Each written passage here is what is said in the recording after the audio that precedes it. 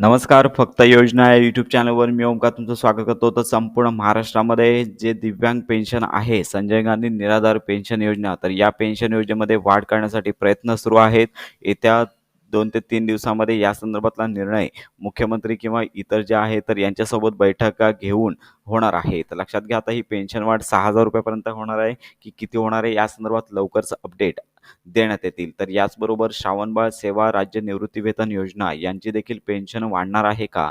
तर यांच्या संदर्भात अद्याप अपडेट नाही आहे. तर आजच्या व्हिडिओमध्ये श्रावणबाळ सेवा राज्य निवृत्तीवेतन योजना, तर या योजनेअंतर्गत पात्रतेचे निकष व अटी या संदर्भात आपण तर संपूर्ण महाराष्ट्रामध्ये ही योजना राबवली जाते. तर या योजनेअंतर्गत पेन्शन दिली जाते. यामध्ये किमान 15 वर्षापासून महाराष्ट्र राज्याचा रहिवासी असणे आवश्यक आहे.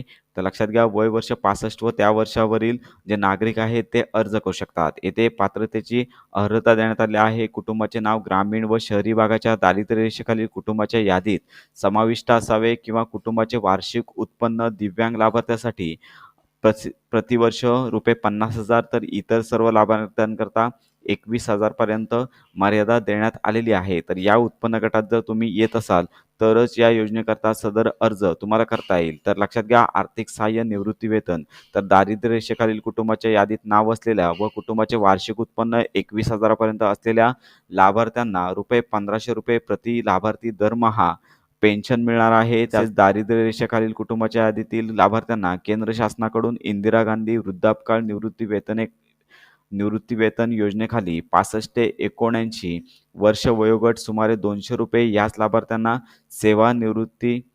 याच लाभार्थ्यांना श्रावणबाळ सेवा राज्य निवृत्तीवेतन योजना ₹1,300 असे एकूण दरमहा ₹1,500 प्रति लाभार्थी अर्थसहाय्य मिळणार आहे. तर लक्षात घ्या, दारिद्र्य रेषेखालील कुटुंबाच्या यादीतील लाभार्थ्यांना केंद्र शासनाच्या इंदिरा गांधी राष्ट्रीय वृद्धापकाळ निवृत्तीवेतन योजनेखाली 80 वर्ष व त्यापेक्षा अधिक ₹500, याच लाभार्थ्यांना श्रावणबाळ सेवा राज्य निवृत्तीवेतन योजनेतून ₹1,000 असे एकूण दरमहा 1,500 प्रति लाभार्थी अर्थसहाय्य दिले जाणार आहे.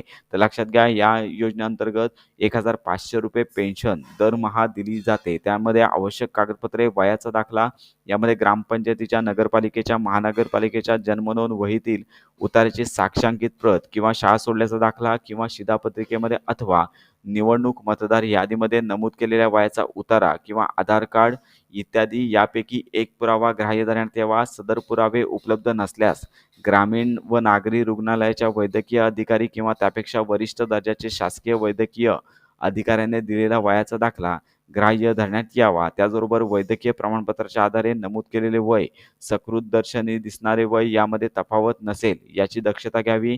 त्याचप्रमाणे सर्वांच्या वयाच्या दाखल्यावर वैद्यकीय अधिकाऱ्याचे नाव लिहून त्याची नोंदणी क्रमांक व दाखल्याला कोणत्या वैद्यकीय मंडळासमोर आव्हान देता येईल याची नोंद वैद्यकीय प्रमाणपत्रात नमूद करणे आवश्यक आहे. उत्पन्नाचा दाखला पाहू शकता की तहसीलदार किंवा उपविभागीय अधिकारी यांनी दिलेला दाखला किंवा दारिद्र्य रेषेखाली कुटुंबाच्या यादीमध्ये त्या व्यक्ती किंवा कुटुंबाचा समावेश असल्याबाबत साक्षांकित उतारा देखील लागणार आहे. रहिवासी प्रमाणपत्रामध्ये ग्रामसेवक, तलाठी, मंडळ निरीक्षक यांनी दिलेल्या रहिवासी असल्याबाबतचा दाखला किंवा कोणत्याही न्यायालयाने दिलेला रहिवासी दाखलाही ग्राह्य धरण्यात येईल. याचबरोबर शासनाच्या अन्य कोणत्याही योजनेखाली नियमित मासिक आर्थिक लाभ घेतलेली जर व्यक्ती असेल तर श्रावणबाळ सेवा राज्य निवृत्तीवेतन योजनेसाठी लाभ घेण्यास पात्र राहणार नाही. संजय गांधी निराधार अनुदान योजनेमधील लाभार्थी 65 वर्षांचे झाल्यानंतर त्या लाभार्थ्यांना श्रावणबाळ राज्य सेवा निवृत्तीवेतन योजना व राष्ट्रीय वृद्धापकाळ निवृत्तीवेतन योजनेमध्ये या योजनांच्या निकषाच्या